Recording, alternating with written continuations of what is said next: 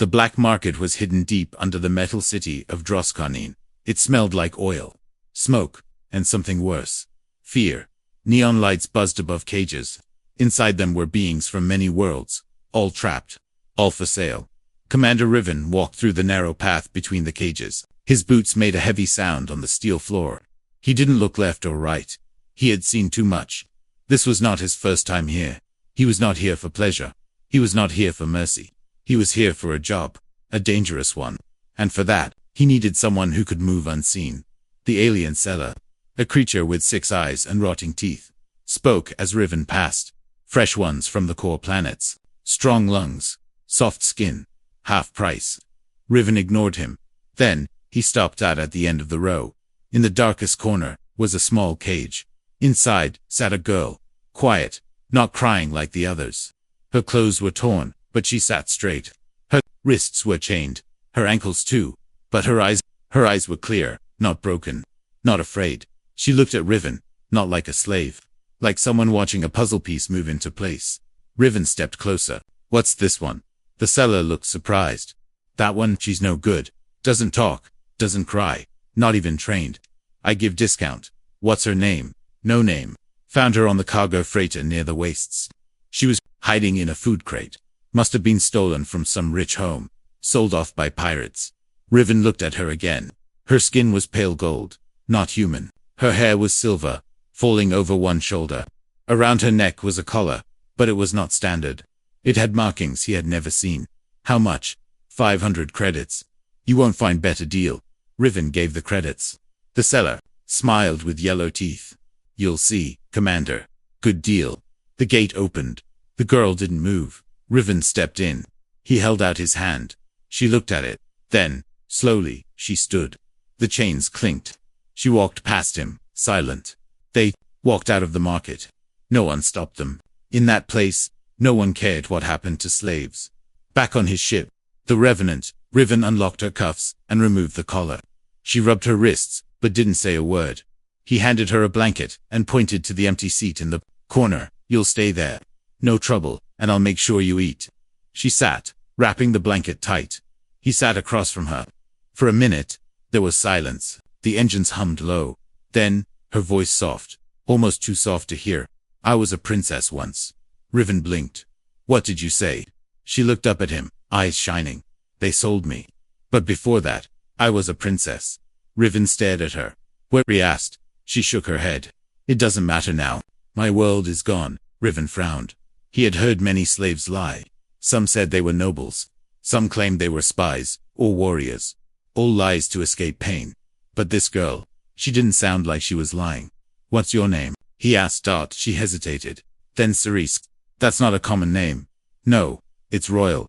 He stood and walked to the console. His fingers moved fast across the screen. He typed the name. Searched databases. Nothing. Your world. What was it called? She looked at him for a long time. Then said Valeris. Riven paused. Valeris was a name he knew. A rich world. A powerful family once ruled it. But Valeris had been destroyed 3 years ago. A rebellion. Fire from the skies. And everyone, the king, queen, and their daughter, had died, so it was believed. You expect me to believe you're the princess of Val? She didn't blink. I don't care what you believe, you asked, I answered. Riven stared at her. Then he noticed something on her back, where her dress was torn. A faint mark. Burned into her skin. A royal crest. Half destroyed, but still visible. His voice was lower now. Why didn't they kill you? They tried. She looked away. I escaped, but I was young. I hid. Pirates found me, sold me, and now, here I am. Riven said nothing. Outside, the stars passed like streaks of light. Inside, in the small ship, something big had just started. He didn't buy a slave. He had just taken a secret the galaxy thought was long dead, and someone, somewhere, would come, looking for her. The ship was silent, drifting through cold space. Outside, nothing but stars. Inside, a storm was building. Riven stood at the console, staring at the screen. The DNA scan had just finished. It was supposed to be routine, basic check, like he did with every new crew member, but this time, the results didn't make sense. Name: unknown species, Valerian hybrid. Status: deceased royal lineage. Flagged warning. High-level clearance required. He leaned closer. Deceased. He repeated out loud. Behind him, Cirrus sat in silence, watching Riven. Turned. The system says you're dead. She didn't smile. I was supposed to be. He walked toward her slowly, holding the scan pad. You lied to me. I told you the truth, she said. You just didn't want to believe it. Why would a princess end up in a slave cage? She looked him in the eyes. Because someone powerful wanted me erased. He felt a chill run down his spine. Later, in the medbay, Riven scanned her again. Quietly, carefully. No sedatives, no cuffs. She didn't resist. The screen lit up with more detail this time. Her blood, it carried strange code. Royal DNA with embedded nanotech. Ancient tech that shouldn't even exist anymore. The kind used by only one family in the galaxy. The House of Velar is dot. And then something stranger happened. The medbay lights flickered. The machine near her wrist beeped, in a language not used in 200 years. Valerian military code. How do you have military-grade signal enhancers in your bloodstream? He asked Dot. She answered without fear. They put it there. Before the war. Who? My father, he said. If anything happened to the Empire, I should carry the last key. Key? To what? She didn't answer. Riven stepped back. He wasn't just dealing with a lost royal. He was dealing with something deeper. A living lock. Maybe 2 ancient weapons. Or secret vaults. Or worse. Then the ship's alarm rang. Incoming vessel. Fast approach. No ID. Cerise stood. Alert. They found me. Who? Riven asked. She looked at him with sharp eyes. The ones who burned the ship shook. Blaster fire struck the rear engine. Riven cursed and jumped to the cockpit. On the radar, a sleek black vessel appeared. No flags, no calcine. Just speed and firepower. Assassins. They weren't here to take her back. They were here to erase her. Riven launched a counter-drift maneuver. Cirrus strapped in beside him. I can help, she said. With what? He snapped. I used to fly warships. He stared, then tossed her the co-pilot controls. Together they dodged the blasts, turned into asteroid cover, and activated stealth shields, but it wasn't enough. The assassin ship launched a drone. It locked onto Cerise's heat signal. Riven yelled, that thing is tracking you. Cerise closed her eyes.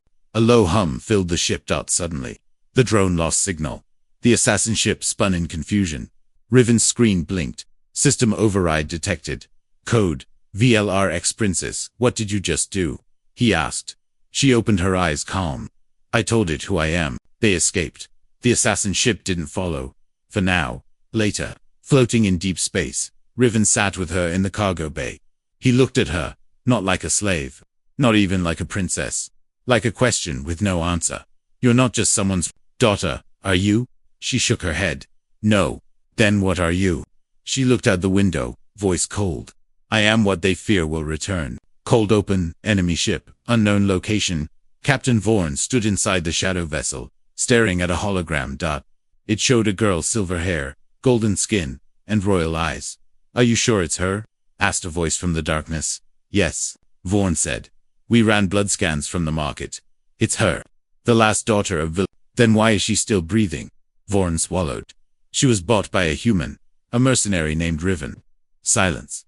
Then the voice spoke again, slow and sharp. Send the kill team. No survivors. No body left to find. Cut to ship. The Revenant Riven was checking systems when the lights flickered again. Cerise, are you doing something to the ship? He called. She stood near the star map, fingers hovering above controls. Just searching. For what? She turned. For something that once belonged to me. Suddenly, a long beep echoed through the cockpit. Alert. Multiple lock-ins detected. Ambush, Riven muttered. They found us again. Outside, 3 dark ships closed in fast. No warnings, no messages, just weapons. Intense SIQ, UNCE. First missile struck the hull. Not enough to destroy, but enough to shake the ship hard. Cirrus fell forward. Riven caught her. You said they wouldn't find us. They didn't. She shouted back. Not through the tech. They followed me. My mind is still linked to their trackers. Then we cut that link, Riven said. Now, Riven dragged her to the medbay. No time for surgery, he said, powering up a laser cutter. I'm pulling the signal node manually. Sir, eyes widened. That'll hurt. I know. He reached toward her neck, near the base of her skull, felt the small, sharp bump just under the skin. Not metal. Not bone. Something old. Something alive. One cut. She screamed. The ship rocked again. Riven held up a blood-covered node. It pulsed red, then cracked. He threw it into the sterilizer. It hissed, then went silent. Trackers gone, but they're already here, Cerise said, breathing hard. The fight BGINS Riven jumped to weapons control. Strap in. I'm not dying today. Cerise stood beside him. Give me targeting. He looked at her. You ever fired twinion plasma turrets? She smiled. I designed them. As the enemy ships fired again, the Revenant spun mid-space, dodging blasts and returning fire. Cerise locked on to the first attacker. Fired. Direct hit. Enemy wing. Gone. Second attacker looped in too fast. Came close enough for docking. Clang. Their ship shook as the enemy latched on. Boarders, Riven shouted. He tossed her a weapon. Stay behind me. She didn't. Inside the ship, Dark HLA soldiers entered, guns up. One moved through the shadows fast, trained. Silent. Then Cirrus stepped out. No fear. They hesitated. Don't move. One shouted. She raised her hands, then whispered in an ancient tongue. The lights turned red. The walls locked. A defense system buried deep in the ship's old AI woke up. Plasma beams fired from the ceiling. Riven arrived just in time to see the last enemy fall. He stared at Cerise. What was that? She didn't answer right away. Then softly, my father helped design this ship model. For war. Aftermath. The Revenant floated, damaged but alive. Cerise stood over a dead soldier. She knelt, pulled something from his armor. A symbol. One she knew well. She handed it to Riven. This mark, it belongs to Lord Veth. Who's that? He asked. She looked at him. The man who destroyed my family. Flashback. Valeris. 3 years ago, the sky over Valeris burned violet. The palace towers shined like silver spears, rising through the clouds. Wind pushed through marble halls. Flowers from the crystal gardens flew in the air like ashes. Cerise stood at the edge of the balcony, just 14 then, dressed in royal blue. Below her, the people cheered. Peace had lasted 100 years. But in her father's eyes, she saw something else. Fear. He knelt beside her, holding a small chip. Cerise, take this. What is it? She asked. His voice shook. A key, a memory, and a weapon. She stared at him. You must run if the fire comes. But I'm the princess, she said. No, he whispered. You're more than that. You're the last line of defense. Behind them, the alarms screamed. Present day aboard the Revenantsaurus woke with a gasp. Her fingers gripped the side of the seat. Sweat on her skin. That memory, it had never come so clear before. Riven glanced back from the pilot's seat. Bad dream. No, she whispered. A message. They were nearing a planet, dark, gray, and forgotten. Its name no longer appeared on star maps. Only old royal codes still recognized it.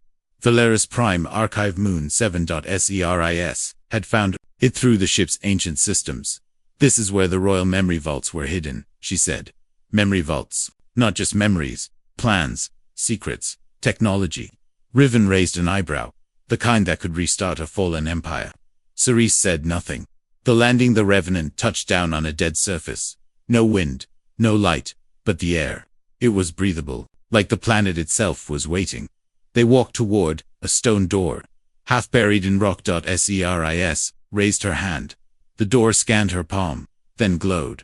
Welcome, Princess Cerise of Valeris, said a cold AI voice. Time since last login, 1098 days. Riven looked at her. I guess it still remembers you. Inside, the vault lit up with soft blue light. Machines blinked. Walls shifted. On the center stood a metal console, shaped like a throne. This is where my mother used to bring me, Cerise said. She said one day I'd understand what real power meant. The vault reveals. Ceres placed her hand on the console. The vault responded, projecting a large hologram of the galaxy. Lines of red appeared. War zones, collapsed systems, secret bases. But then, something new. A hidden fleet. Ships marked with the old Valeris crest. Your empire had a backup army? Riven asked. No, Ceres said softly. My mother had one. Behind them, another chamber, opened. Inside, ancient weapons. Codes. AI soldiers in statics. And on the wall, a family portrait. Her mother, her father, and a younger Cerise. Smiling, Cerise stepped close. Her hand touched the wall. Then she froze. On the edge of the painting stood a man cloaked, standing near her father. She whispered, That's Lord Veth. Riven stepped closer. The traitor, she nodded. He stood by our side. We trusted him, Riven frowned. And now he rules half the galaxy. The Discovery Saurus pulled something from the console, a glowing crystal core. This is the command seed, she said. With this, I can access the fleet. You're not thinking of starting a war, are you? Riven asked. She turned to him. No, I'm thinking of finishing one. Just then, the vault lights blinked. A warning, unregistered signal detected. Incoming drone. Riven's hand went to his weapon.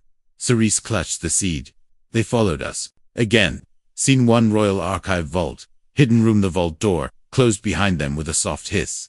Everything was silent now.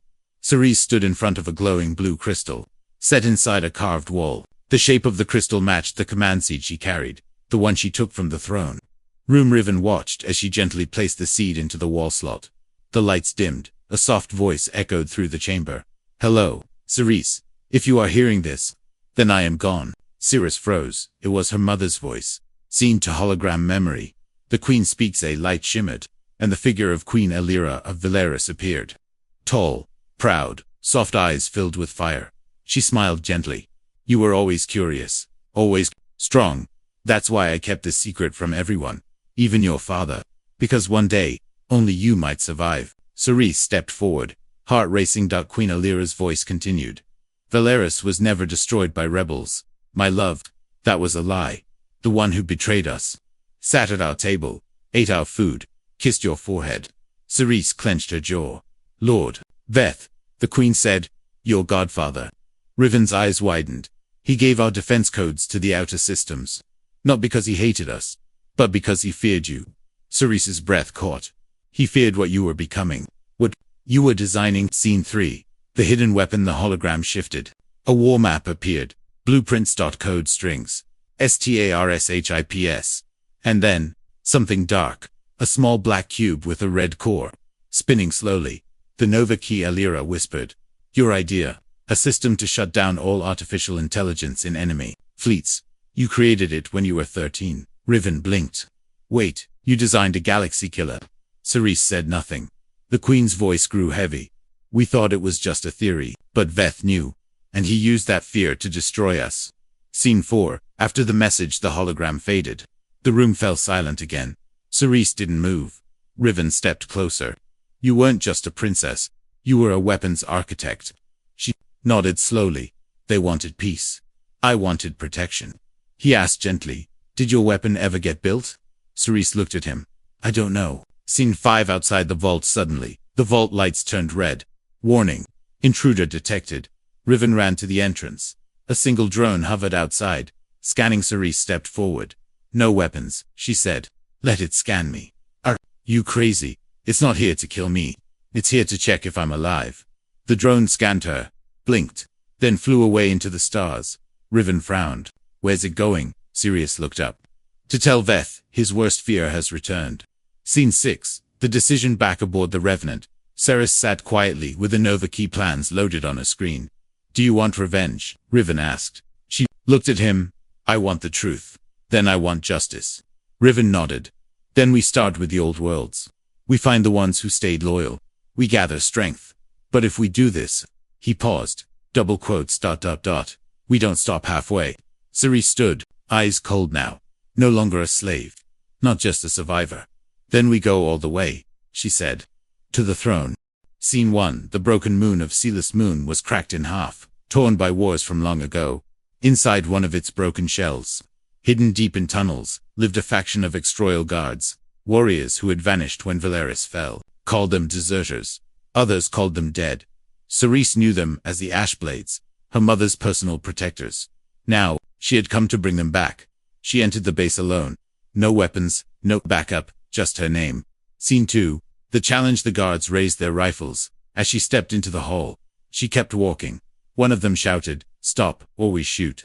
I am Cerise, Elira Valoris, she said, loud and clear. Daughter of Queen Elira, last heir to the crown of stars. They laughed. One stepped forward, tall, scarred, his voice like stone. We don't follow ghosts. She stepped closer. Then test me. He raised his blade and threw it at her feet. Pick it up. If you bleed like a queen, we'll listen. Scene 3. The duel. The circle formed. The rules were old. No weapons but the blade. No armor. First to fall. She picked up the sword. It felt cold, heavy. He came at her fast. She dodged, barely dot again. Faster. Steel scraped skin. But Cerise didn't flinch. She remembered her mother's training. Her father's words. A queen doesn't run from the blade. She becomes it. She spun, dropped low, struck his leg, then his shoulder dot, with one final move. She twisted behind him and held the blade to his neck. Silence that, then he dropped to one knee. Forgive me, Your Highness. Scene 4. The oath one by one. The guards kneeled. They placed their hands to their chest. The old royal salute. Riven stepped in from the shadows, watching in quiet shock. You really are one of them, he whispered. Cerise stood taller now. She was no longer hiding, no longer unsure. She had bled, and she had been seen. Scene 5. A fleet in the dust. The ash blades took her to their hidden hangar. Deep inside the moon's crust, there covered in dust and debris, stood 20 old royal starfighters each, one still marked with the Valeris crest. They're yours, said the scarred captain. They've been waiting. Cerise touched one of the ships. It hummed to life. Riven asked, are they spaceworthy? Cerise smiled. They just needed a reason to rise. Scene 1. The Palace of Glass. Veth's private chambers. Lord Veth stood before a mirror, adjusting his high-collared uniform. He looked older now. The war had aged him.